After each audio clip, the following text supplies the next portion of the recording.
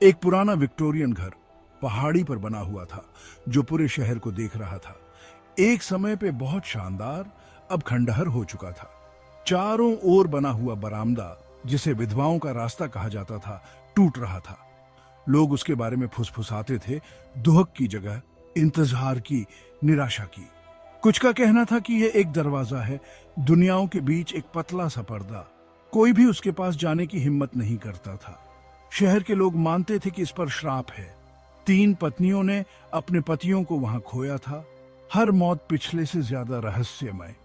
हर विधवा पागलपन की हद तक अपने पति के लौटने का इंतजार करते हुए दिन रात उस बरामदे पर घूमती रही, जब तक कि एक एक करके वे भी गायब नहीं हो गईं। सैम और बेन, जो अज्ञात की प्यास लिए हुए शौकिया भूत शिकारी थे, उस भयानक शहर में पहुंचे। उन्होंने कहानियां सुनी थीं, किंवदंतियां, विधवाओं के रास्ते के बारे में डरावनी बातें। उनका लक्ष्य उस घर में एक रात बिताना, किसी भी अपसामान्य गतिविधि का दस्तावेजीकरण करना, सच्चाई का खुद अनुभव करना। स्थानीय डायनर के बुजुर्ग मालिक ने उन्हें चेतावनी दी, उस घर के पास मत जाना। उसने विनती की, यह सुरक्षित नहीं है, यह सही नहीं है। लेकिन उसकी बातों ने उनकी उत्सुकता को और बढ़ा दिया। सैम और बेन कैमरों, ईएमएफ रीडर और दृढ़ संकल्प के साथ सूरज डूबने के साथ ही निकल पड़े, जिससे शहर में लंबी अशुभ परछाइयां पड़ रही थीं। जैसे ही वे गाड़ी भगाते गए, शहर मानो अपनी सांसें रोककर बैठा था। दुकानें बंद थीं, सड़कें सुनसान थीं। हवा में एक अप्राकृतिक सन्नाटा छाया हुआ था, जो केवल पत्तों की सरसराहट और कौवे की आवाज से टूट रहा था। वे घर के जितने करीब पहुंचते गए, माहौल उतना ही भारी होता गया। उन पर एक अजीब सी दहशत छा गई। जैसे ही वे घर की ओर जाने वाले लंबे घुमावदार रास्ते पर मुड़े, तापमान में काफी गिरावट आई। पुराने लोहे के दरवाजे मानो चेतावनी देते हुए खुले। बढ़ते अंधेरे के सामने गाड़ी की हेडलाइट टिमटिमा रही थी। वे बहुत करीब जाने से हिचकिचाते हुए थोड़ी दूर पर रुक गए। घर उनके सामने था, ढलती रोशनी में एक विकराल साया। हर कदम वहां तक पहुंचने में पिछले से भी ज्यादा भारी लग रहा था। सड़ांध और गीली मिट्टी की गंध से हवा भर गई। जैसे ही वे बरामदे में पहुंचे, उनके चारों ओर एक ठंडी हवा चली, जिसमें फुसफुसाहट की आवाजें गूंज रही थीं। बेन ने दरवाजे के हैंडल को छुआ, ठंडा, जंग लगा, अटल। उसने भारी ओक के दरवाजे को धक्का दिया। उसकी आवाज सन्नाटे में गूंज उठी। अंदर अंधेरा, पूर्ण और घुटन भरा। सैम ने अपनी टॉर्च जलाई। उसकी रोशनी अंधेरे को चीरती हुई धूल से ढके फर्नीचर और समय के साथ मोटे हो चुके मकड़ी के जालों को प्रकट कर रही थी। भाग 5। पर्दा पतला हुआ। वे घर के अंदर गए। हर कमरा अपने बीते हुए वैभव का प्रतिबिंब था, जो अब क्षय में डूबा हुआ था। हवा भारी लग रही थी, एक अदृश्य ऊर्जा से भरी हुई। उन्होंने आवाजें सुनी।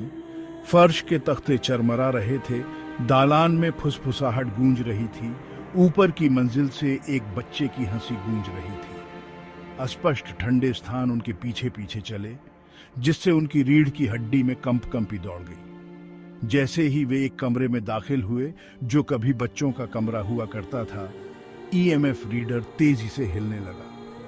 एक हिलने वाली कुर्सी बिना हवा के धीरे से हिल रही थी। बेन ने कसम खाई कि उसने दालान में एक पुतला गुजरते हुए देखा। सफेद रंग की एक झलक, डर तीखा और ठंडा, उनके हौसले को चुनौती दे रहा था। भाग 6। मौन प्रेक्षक। वे विधवाओं के रास्ते पर पहुंच गए। बरामदा तत्वों के लिए खुला था। रेलिंग सड़ गई थी, फर्श के तख्ते खतरनाक थे, लेकिन नजारा मनोरम था।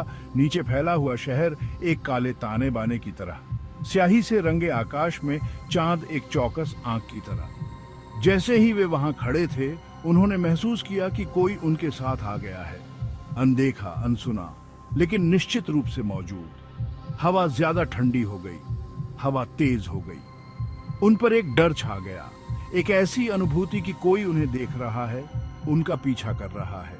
बरामदे पर रखी हिलने वाली कुर्सी लयबद्ध रूप से चरमरा रही थी, मानो किसी अदृश्य हाथ ने उसे धक्का दिया हो। उनके सीने में घबराहट घुलने लगी, घुटन होने लगी, दम घुटने लगा। अब वे अकेले नहीं थे। भाग 7। परछाइयों में एक झलक। सैम की टॉर्च टिमटिमा गई, जिससे टूटी हुई दीवारों पर नाचती हुई परछाइयां पड़ रही थीं। रोशनी की टिमटिमाती झलकियों में उन्होंने उसे देखा। सफेद गाउन में एक औरत, उसका चेहरा परछाई से ढका हुआ, उसकी आंखें अंधेरे में दो जलते हुए अंगारे। वह दालान के अंत में खड़ी थी, उसका रूप चमकता हुआ पारदर्शी। उसने न तो बोला न हिला, वह बस वहीं खड़ी रही। उसकी मौजूदगी उनके सीने पर एकदम घोंटने वाला बोझ थी। तापमान बहुत ज्यादा गिर गया।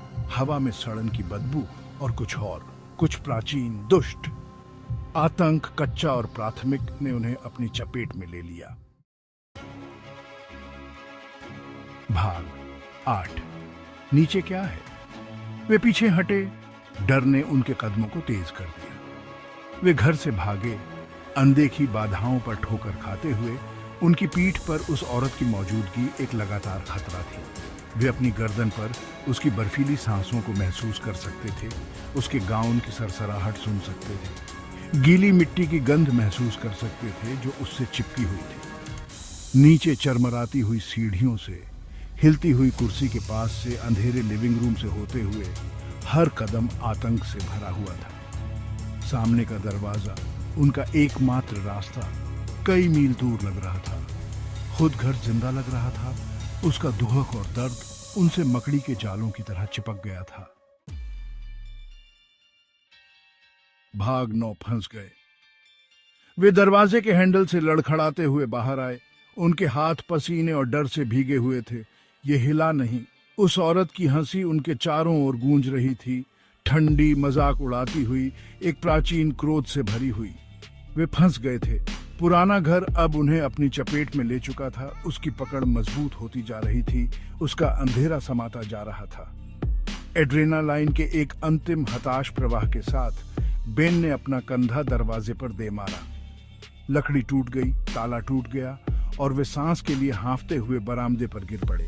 वे न तो रुके न पीछे मुड़े। वे तब तक दौड़े जब तक उनके फेफड़े जल न गए और उनके पैर दया के लिए चीखने न लगे। भाग 10। विधवा द्वारा चिह्नित। वे उस शहर में कभी वापस नहीं लौटे, अपने अनुभव के बारे में कभी बात नहीं की, लेकिन वह घर, विधवाओं का रास्ता उनके साथ रहा। अपने सपनों में वे अभी भी फर्श के तख्तों की चरमराहट, अंधेरे में फुसफुसाहट, सफेद कपड़ों वाली औरत की ठंडी हंसी सुनते थे। वे हमेशा के लिए अपनी मुलाकात से चिह्नित हो गए, विधवाओं के रास्ते की याद से ग्रस्त हो गए। पुराना विक्टोरियन घर पहाड़ी पर ही रहा, नीचे शहर के लिए एक मौन प्रेक्षक, और विधवाओं के रास्ते की कथा जीवित रही, उस अंधेरे की एक ठंडी याद के रूप में जो पर्दे के ठीक पीछे छिपी हुई थी। एक ऐसा अंधेरा जिसने सैम और बेन को छू लिया था और हमेशा के लिए उन्हें अपनी चपेट में ले लिया था।